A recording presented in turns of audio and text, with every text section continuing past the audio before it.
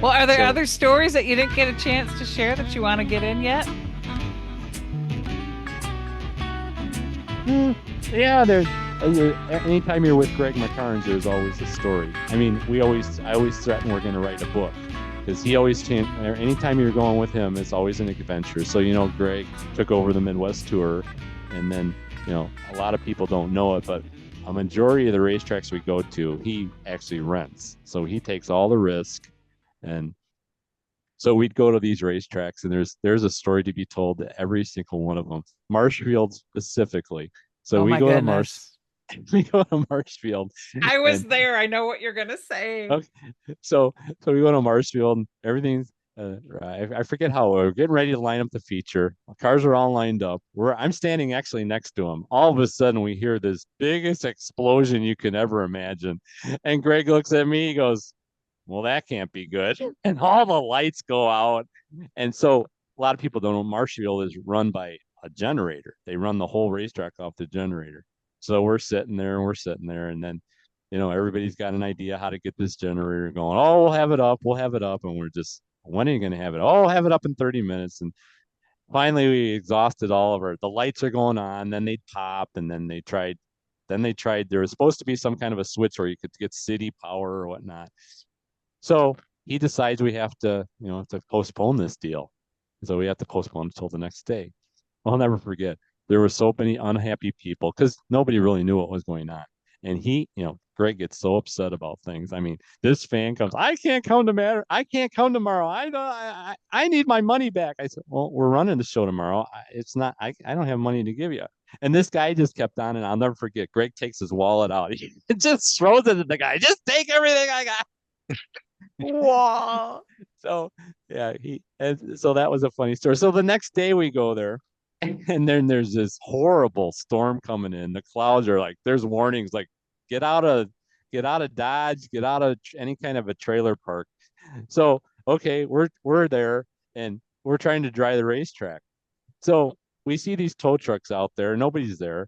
And Greg says, well, jump in the tow truck and grab hold of one of those tires. So I grab hold of the tow truck, and we're running around the racetrack. He's standing there. And so I see him with his arms flying. He's telling me to stop. It turned out that this thing was throwing oil out the engine. I think we threw a rod out the tow truck. We weren't even supposed to be using this tow truck. But we Oh got the my racetrack goodness. all dried up, and And and slicked up too. yeah, yeah.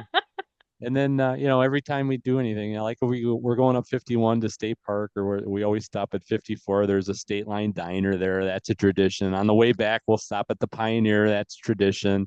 When we go to Kakana, we'll go to the day before. I'll ride up with him. We'll go to Dick and Jones Supper Club for dinner. And um, there's another funny story I didn't know, but I have this deal where I'm a kleptomaniac when it comes to hotel towels. So I'll I'll I'll Oh boy. I'll see the towel cart, and I'll just grab a couple and put them in the car. So I said, I said, well, this is for washing the cars and everything. So I says, well, why don't we just go wash the paste truck? Why don't we, we'll just do that on our way. And he was apprehensive about it. There was no chance of rain in the forecast. We go and wash the paste truck. This storm comes flying in at Kakana. He was so mad at me. He said, that's why I never wash. Nobody ever washes a paste truck on freaking race day. So That's he never let me funny. forget that. So Oh, Tommy, you yeah. have the stories. I just am so happy And to then hear. he's the only one that knows that everybody asks me if I ever dropped a flag. Well, I did one time. It was 1997. That's when they asked me. That was the first ever ARTCO race at the Gateway International Speedway in St. Louis. And the way that facility was there was no crossover gate. There was nothing to get to the infield. And so I forget how it went. The practice was over, and I was throwing the yellow flag or whatnot. And the freaking yellow flag hooked on the fence or something and dropped down on the racetrack. And I'm like, now what am I going to do? There's no way to get this flag, and laying down on the ground. And son of a gun, Greg comes running across. He saw what happened. He was in the infield, came across, grabbed the flag, threw it up to me, and nobody ever knew the difference. So to this point, That's awesome. At this point, he's the only one that ever knew that I. That's the one time I ever dropped the flag. So, That's and then funny. the flags are that's a whole nother deal too. I actually my flags are made by they were made by Jerry Guiley's mother, No Nancy. Oh, kidding. Yeah, they're the best flags ever. So I'm real happy to have. I've probably bought 3 sets from her, but um, I don't know. She's getting kind of up in age and whatnot, so I don't know what I'm going to do if I ever have. I don't think I'll need another set of flags. So What do you put your flags in to carry to the race? actually a flag bag that I bought from I think it was out in California. And then when I first started in 19, I think it was 1980, what was it, 80, 89.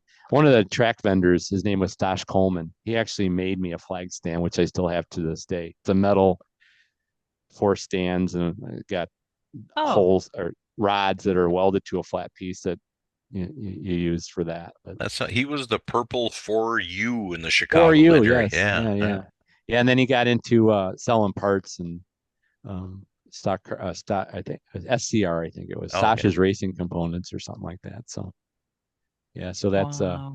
that's how I got my flag stand. So I still have that to this day. So he actually put a couple of stickers on that are still on the flag stand. So I'm pretty sentimental to that. So That's cool. So when you traveled internationally, did you handcuff your flag bag to your wrist? no, it was checked bag because they felt like that was like a weapon. I'll never forget that. They wouldn't let me carry it on. So um, that was Wow. back when things were not so nice in the country. And so Gosh. yeah, I it was a check bag. And I was really worried if I ever lost those what I would do. But that was quite an experience too because they weren't really set up for the race and they were they were digging holes for the to put the loop in for the timing and none of that was done and the water there wasn't good water and we spent probably spent 3 or 4 days there before the racetrack was really race ready and replacing walls and changing walls and but it was I'm glad I did it. I mean, it it's was an quite experience. quite an experience. I probably would have never done it otherwise. And then we went on tours, and I'll never forget Dennis Huth set it up really nice where we'd go on excursions, and we went into the Africa and saw like live animals and giraffes, and we were in this place. It was like a resort. And, as part of we'd be on with those safari jeeps and you probably heard all those stories. It was really fun. Then Welcome, where it was renowned for diamonds. It was actually where they actually made dug up diamonds. So it was Welcome, South Africa is what it was. I think it was spelled WELCUM or something like that. So Crazy.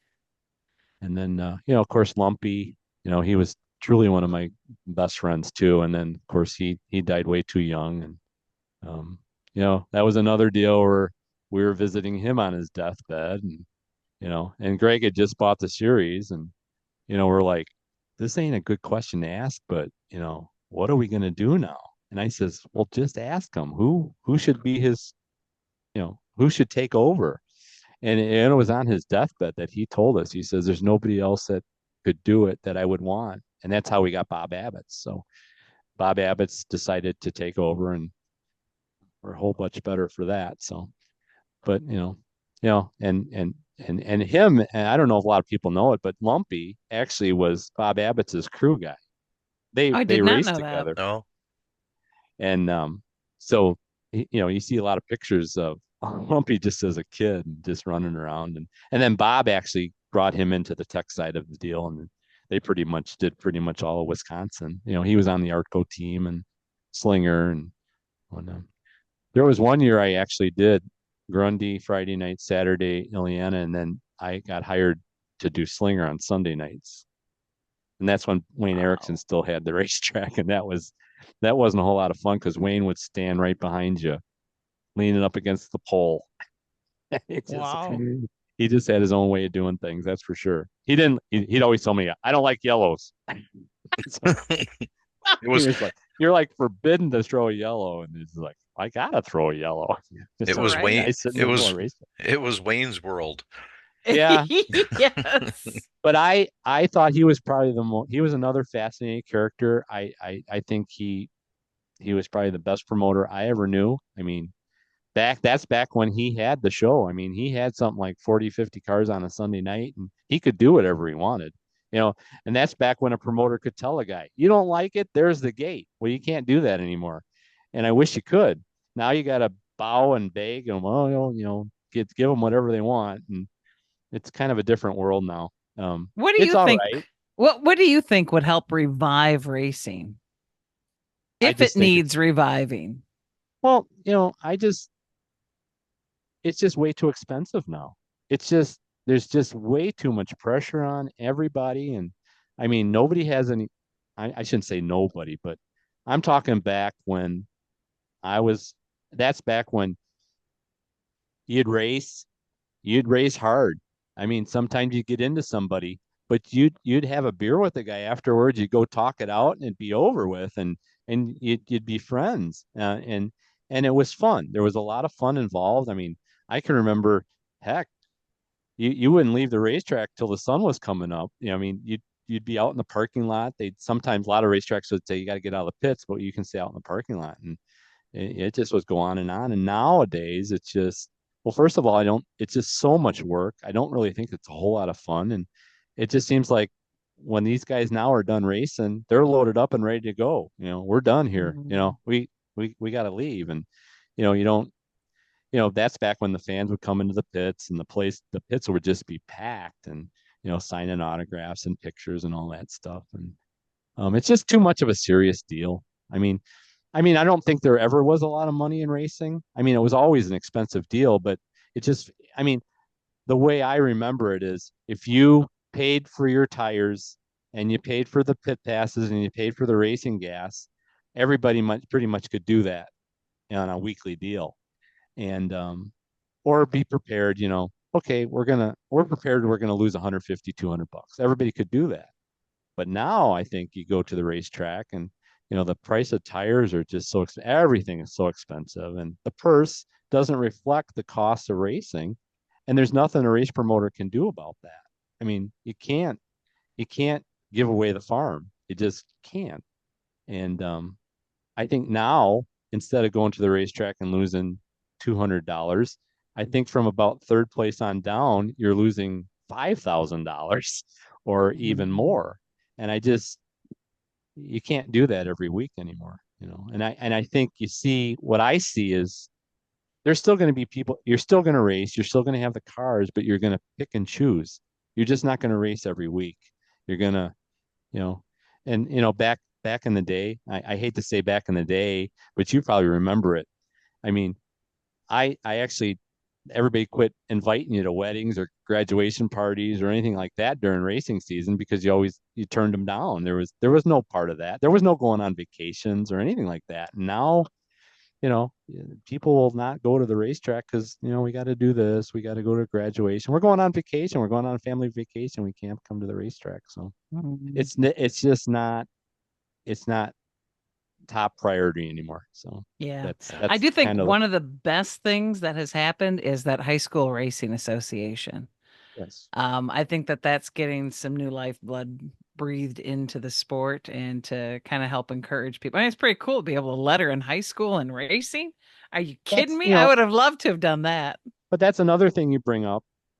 Back back years ago, you could actually work on the cars and you'd find a race car at a auto shop or at a gas station and you see the trailer and heck, back in the day, the Refners and the Trickles, the cars would be out, they everybody come by and say hi and you'd feel like you're a part of it. Um and that's how you really gain fans is, just getting to know somebody, hey, this guy works just like I do, and he's that's how I saw it. Um, and another part of the deal is, a lot of people have an agenda. I mean, a lot of these guys, I think is wrong. They're going to sink every penny they got into this because they think they're going somewhere. I think we'd be all better off if we just go to the racetrack, have a good time, and just be happy with what we're doing here. I mean, and not we're not going anywhere. Live in your Those days are moment. over unless you Live in got the a moment. couple $1 million check to write. Anybody Yeah. could go anywhere, and that's sad to me about it's not about talent anymore. That's just the way I see it. Yeah. Yeah. And back in also, in the earlier days or with the Trickles and the Shears, they all had to work on their cars, so they raced accordingly. I mean, they they didn't want to work on. They had to run that car tomorrow night, and they didn't care about wrecking it. And they'd actually get mad at a guy that raced them bad, because of that. And there was some finesse. It was a hard racing. I remember hard. I mean, there was a lot of really, really good race car drivers where they could move you and you didn't even know what hit you. Right. You'd go into the corner with those sloped up noses, and when the guy was turning left to get off the corner, you'd be turning right, and he'd be headed off, and another right be correcting, and it was no foul. No hard. He thought he was loose, and you'd slip right under him. But I remember you just would never take anybody out of the race. That's the way I Yeah. saw it. I mean, there was more respect. Now, um, I hate to say it, but um, you want to pass a guy, you just send them into turn one and send them up into the third or fourth groove or into the wall, and that's how you get by the guy. So I do not so think much in in Wisconsin. was I was just gonna say, I think in Wisconsin it's a little different. Wisconsin's still really good. It's still my Yeah. favorite place. They still race really clean, but I think anywhere else, you go down you go, let's Down just say south. east or south, or Yeah. it's just a different way of racing. Brother-in-law Bruce always says racing in the South every Well, time some kind of calamity happens. Well, Tommy, I am gonna always remember that Joe Shear taught you to drink coffee and John and Sue McCarnes taught you to drink margaritas. Yeah. I'm sensing a theme here. Yeah. And then when they moved to Florida, I was still I'd still go visit them every February, you know, and in their Tavares house, and we'd always get together, and that's when Greg had just met Angie, and um, they'd come down, and well, we'd go out for pictures, and there was thing about John was, and Greg too, is he'd always have a whole list of projects for you to do. And then after that was done, we go to the races. Well, I'll never forget he had this really cool office up top in his office upstairs, and he had this collection of those models in the plastic cases.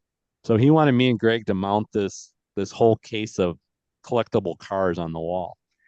So we had been through a couple cases of or pictures of margaritas, and we got the wall finder in there, and we're trying to find the stud, and there's no stud here. Well, there's got to be a stud here, so it's got to be right here.